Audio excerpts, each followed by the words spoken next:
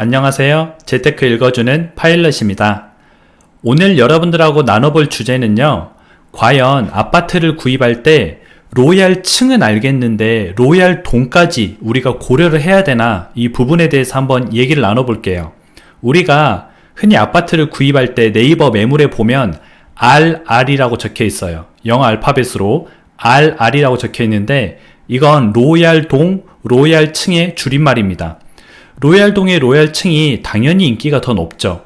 하지만 우리는 가진 돈이 좀 적기 때문에 이런 부분을 좀 고려할 수밖에 없는데요. 과연 내가 로얄층까지는 좀 그래도 알겠는데, 구입을 해야 되는지 알겠는데 돈까지 내가 돈을 더 주면서까지 동을 로얄동으로 구입을 해야 될까? 이 부분에 대해서 좀 고민하시는 분들이 많을 거예요. 제가 그래서 정확한 근거 자료라기보다는 제가 10년 동안 수십 채의 집을 사고 팔아본 경험에 의해서 여러분들한테 좀 말씀을 드릴게요. 한 예로 제가 2015년도에 강서구에 있는 한 아파트를 보러 갔었습니다. 그 당시에 신축 1년 차였고요. 이 아파트는 매매가가 5억에서 5억 3,500까지 이렇게 정해져 있었어요. 폭이, 호가가 그렇게 부르고 있었죠. 24평인가 됐었는데요. 로얄동은 5억 3,500만원, 그리고 로얄동이 아닌 곳은 5억 정도에 나와 있었는데, 제 생각에 로얄동과 로얄동 아닌 곳의 거리가 채 100m, 150m 밖에 안 되더라고요.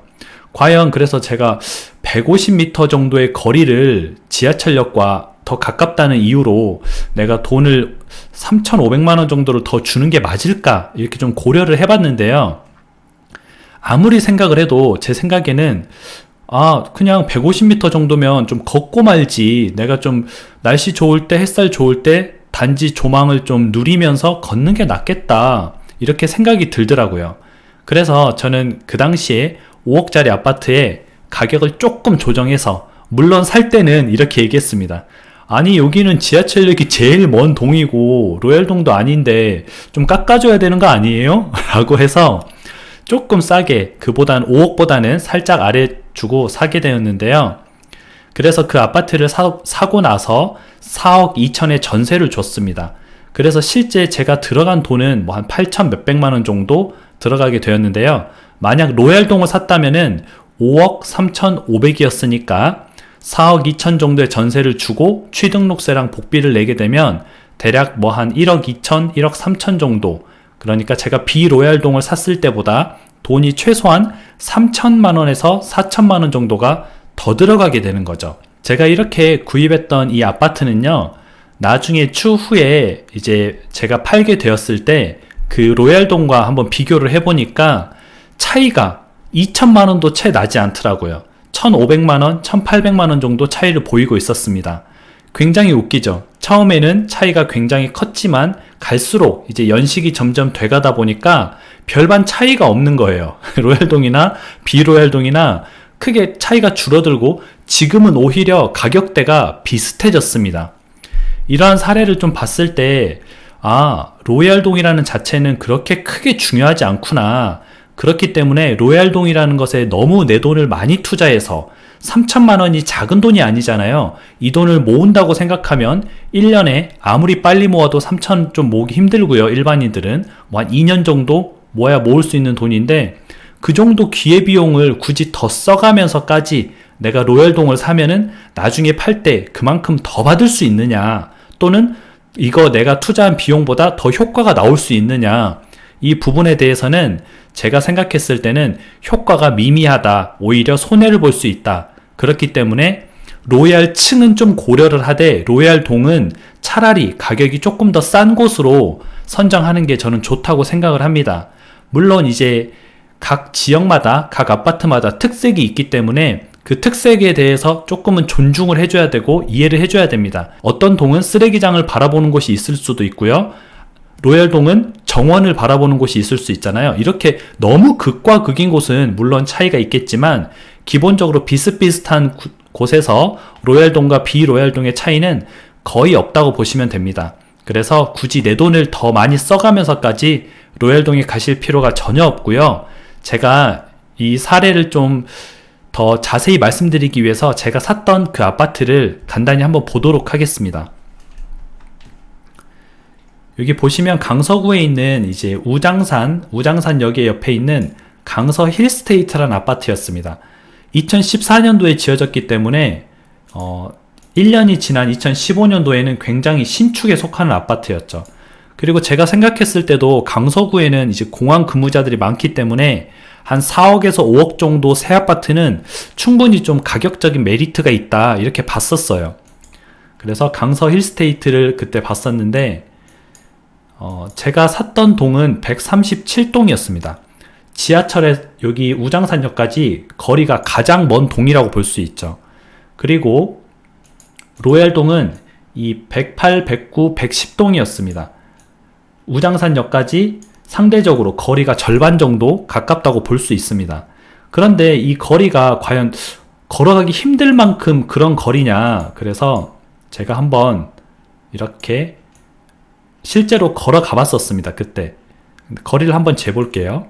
137동에서 이제 우장산역 출구까지는 대략 8분 정도 걸리고요. 600m 정도, 595m, 그리고 여기 보이시는 108, 109, 110동에서는 337m, 5분 정도 걸리는 거리입니다. 시간으로는 3분이 차이 나고 거리상으로는 대략 한 200m 조금 넘는 거리가 좀 차이가 나네요. 한 200m 정도 차이가 나는 거리인데, 이 거리 때문에 이 당시에 가격이 무려 3,500만원 정도 차이가 났었습니다.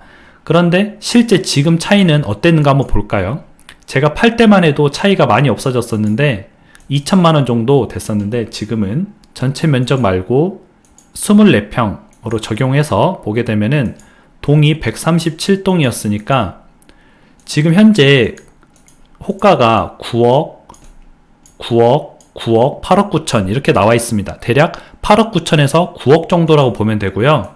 그러면 그 로얄동이었던 108, 109, 110동을 보도록 하겠습니다.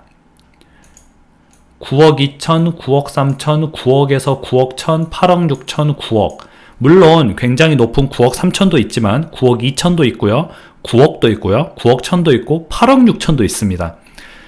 지금 이 같은 경우를 보면은 호가로 보면 거의 차이가 없다고 볼 수 있어요. 한두 개의 매물 빼고는 거의 가격적인 차이가 크게 없다 이렇게 보실 수가 있는데요.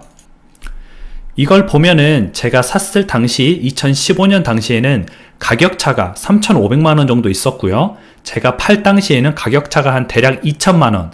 지금은 잘만 고른다면은 똑같은 9억에 매물을 구하실 수가 있습니다.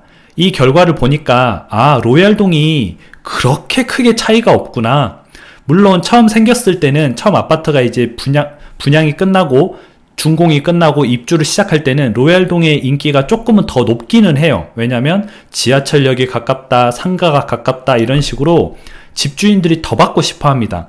하지만 연식이 어느 정도 돼가다 보면, 지금 이것도 한 5년 정도밖에 안 됐으니까 그렇게 오래된 아파트도 아니죠. 한 준신축 그 정도 되는데, 이 아파트조차도 지금 이제 거의 가격 차이가 없습니다. 여기서 아마 한 3, 4년만 더 지나면 로얄동의 개념이 없어지는 거예요. 그렇기 때문에 여러분들이 내 집 마련을 할 때 내가 정말 실거주로 20년, 30년 살아야겠다, 그러신 분들은 물론 로얄동이 중요하죠. 2천만원, 3천만원 더 주고 내가 지하철역까지 매일 걸어다니는 거리를 좀 줄일 수 있으면 좋지만, 나는 그렇게까지는 안 살고요. 그리고 저는 좀 투자적인 목적도 좀 있고요. 저는 한 4, 5년 살다가 팔고 이제 다른 데 갈 거예요. 이러신 분들은 로얄동 때문에 몇 천만 원을 더 지불할 이유가 전혀 없다, 이렇게 보시면 되겠습니다. 그 중에 어떤 분들은 비 오거나 눈 오거나 하면 비 다 맞잖아요, 이렇게 하시는데, 요즘에는 그냥 지하주차장으로 조금 더 걸어가서 나오면 되기 때문에 전혀 그런 부분은 문제가 되지 않습니다. 오히려 지하주차장이 겨울엔 따뜻하고 여름엔 시원하기 때문에 더 좋습니다.